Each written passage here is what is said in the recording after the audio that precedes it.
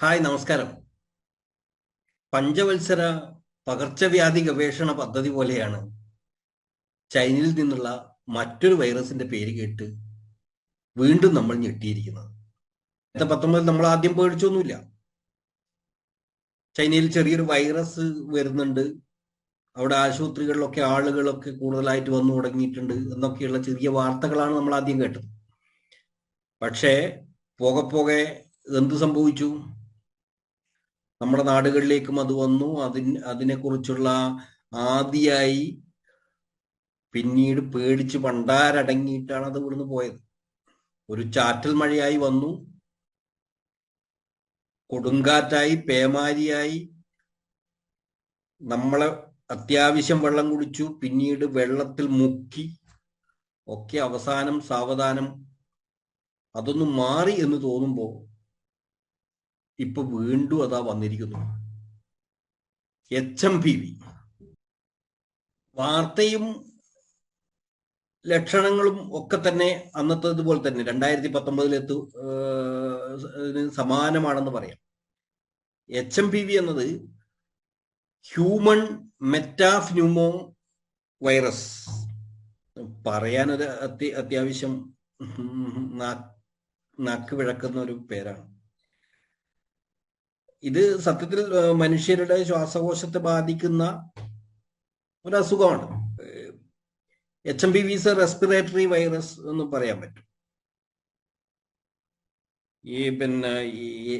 Avian metapneumo virus എന്നൊക്കെ പറഞ്ഞിട്ടുള്ള പക്ഷികളെ ബാധിക്കുന്ന വൈറസ് വേറെ ഉണ്ട്. ചെറിയ സമാനതകളൊക്കെ അതുമായി ഇതിനുണ്ട് എന്ന് പറയാൻ പറയാം. 2001 ഒരു സംഘം ഡച്ച് ശാസ്ത്രജ്ഞന്മാരാണ് ഈ വൈറസിനെ കണ്ടെത്തുന്നത്. അതുകൊണ്ട് കോവിഡിന്റെ കാര്യത്തിൽ പറഞ്ഞ പോലെ ചൈനക്കാർ ഉണ്ടാക്കിയതാണ് എന്ന് മറ്റ് പല പ്രൊഡക്റ്റും ഉണ്ടാക്കുന്നത് പോലെ അവരെ മെയിൻ നടക്കണ്ട. അതോടൊപ്പം തന്നെ അത്തരൊരു ആരോപണം പുറത്തുനിന്ന് വരാനും സാധ്യത ഇക്കാര്യത്തിൽ കുറവ്. ചുരുക്കത്തിൽ ഒരു ശ്വാസകോശത്തെ ബാധിക്കുന്ന രോഗമാണിത് എന്ന് പറയാം. ഒരു റെസ്പിറേറ്ററി ട്രാക്സിനെ ബാധിക്കുന്നതാണ് ഇത് എന്നാണ് പറയുന്നത്. ആദ്യ ഘട്ടത്തിൽ ഒരു ചെറിയ ജലദോഷമായിട്ടൊക്കെയാണ് അത് വരുന്നതെന്നും പിന്നീട് പതിയെ പതിയെ ഒരുപക്ഷെ സിവിയർ ആവാം എന്നും ആണ് ചൈനയിൽ നിന്നുള്ള റിപ്പോർട്ടുകൾ സൂചിപ്പിക്കുന്നത്. ദുർബലരായിട്ടുള്ള ആളുകൾ, ശിശുക്കൾ, പ്രായമുള്ള ആളുകൾ ഒക്കെ കൂടുതൽ ശ്രദ്ധിക്കേണ്ട വൈറസ് തന്നെയാണ് ഇത് എന്നാണ് ആ റിപ്പോർട്ടുകളിൽ നിന്നൊക്കെ നമുക്ക് മനസ്സിലാവുന്നത്. പക്ഷെ ചൈനയിൽ 40-നും 80-നും ഇടയിലുള്ള ആളുകളാണ് കൂടുതലായി ആശുപത്രികളിലേക്ക് എത്തുന്നത് എന്നാണ് കണക്കുകൾ പറയുന്നത്. കണക്കുകളല്ല, സോഷ്യൽ മീഡിയയിൽ അത്തരം കാണുന്ന വാർത്തകളും ഇംഗ്ലീഷ് ദിനപത്രങ്ങളിലെ വാർത്തകളൊക്കെ നോക്കുമ്പോൾ ആ രീതിയിലാണ് കാണുന്നത്. നമുക്ക് വേറെ അറിവില്ലല്ലോ. സോഷ്യൽ മീഡിയ ഇക്കാര്യത്തിൽ അതൊരു ആഘോഷമാക്കി എടുത്തിരിക്കുകയാണ്.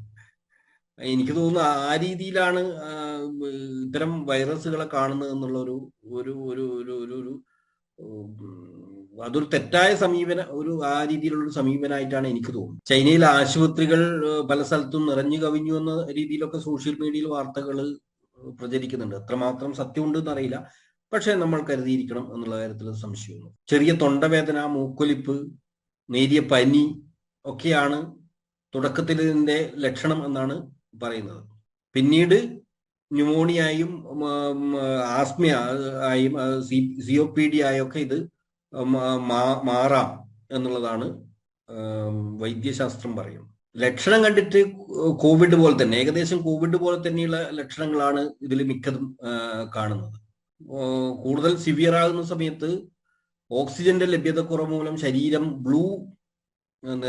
നീല നിറത്തിലേക്ക് മാറ്റപ്പെടും എന്നൊക്കെ പറയുന്നുണ്ട്. കോവിഡിന്റെ ലക്ഷണങ്ങളും കോവിഡിന്റെ രീതിയിലുള്ള സിവിയർ ആയാൽ ഉണ്ടാകുന്ന അവസ്ഥയും ഒക്കെ അതുപോലെ തന്നെ ആയതുകൊണ്ട് പ്രതിരോധവും മുന്നൊരുക്കവും ഒക്കെ തന്നെ സമാന രീതിയിൽ തന്നെ ആയിരിക്കും.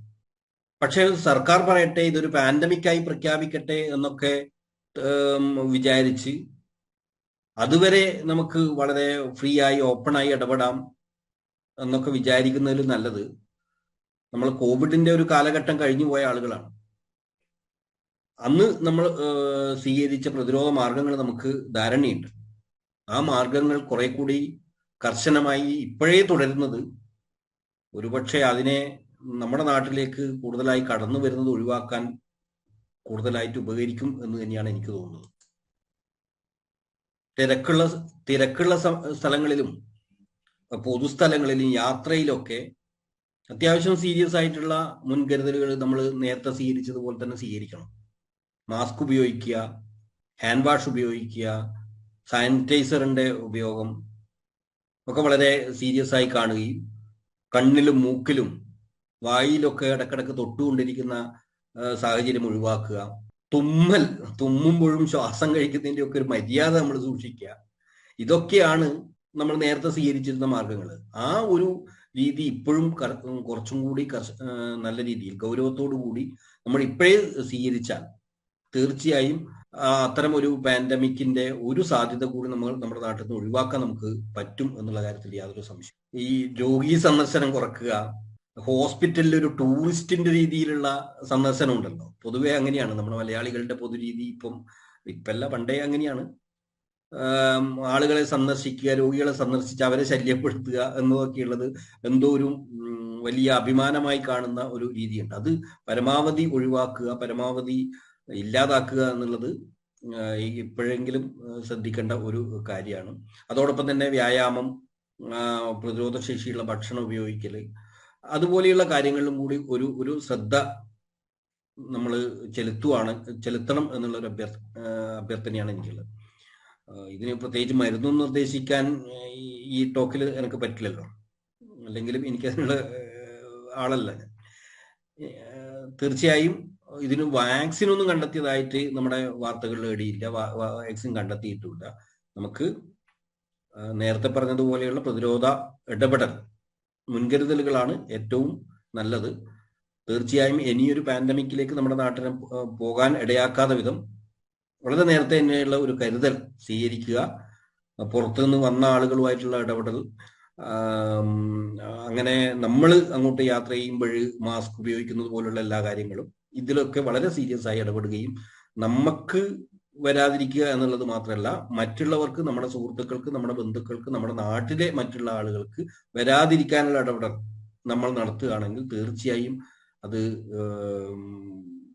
ഈ പാൻഡമിക് അല്ലെങ്കിൽ ഈ ഒരു വൈറസിനെ നമുക്ക് തടഞ്ഞു നിർത്താൻ പറ്റിയ ഏറ്റവും നല്ല മാർഗമായിരിക്കും.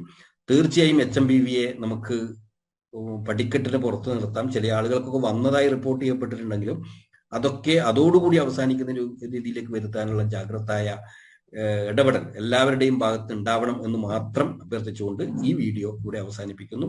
നന്ദി.